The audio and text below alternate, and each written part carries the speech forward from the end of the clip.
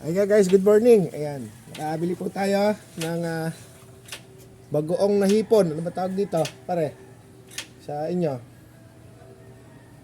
Alamang. Ayan, alamang. Kung ano po man po ang tawag sa inyo din sa inyong lugar. Ayan. Comment lang po. At saka subscribe.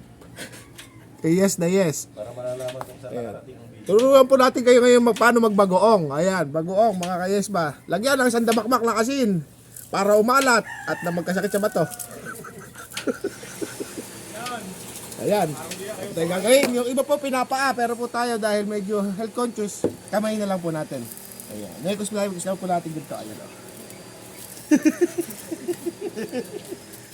Yung iba po kasing gumagawa ng bagoong, nakita ko po sa YouTube o sa ibang channel, niyayasak po ng paa.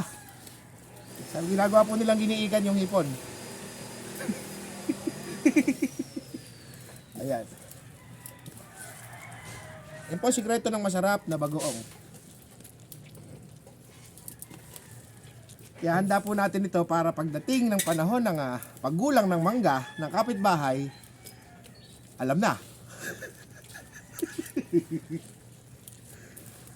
Malaman po tayong mangga, yan, eh, makipagpalit kalakal tayo, bigyan nyo sila ng bagoong, bibigyan kanila ng mangga. Yun po ibig ko sabihin. Para yes na yes. Lutin nyo lang po yan ng maraming asin at yamas-yamasin.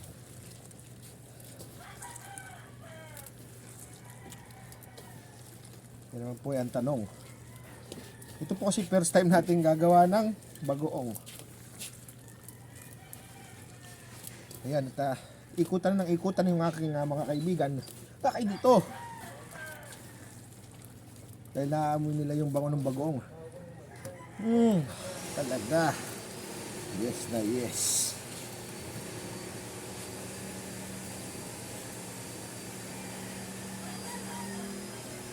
Kung may burong kanin ang mga kapangpangan,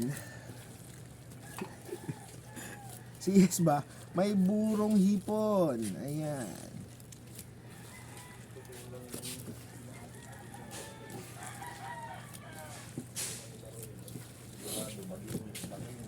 Yes na yes po. At ito po ay ang kasunod po ng proseso nito, ilalagay po natin sa isang maganda at selyadong garapon para po hindi pasukin ng kung ano-ano mga kaibigan natin dyan. Yan.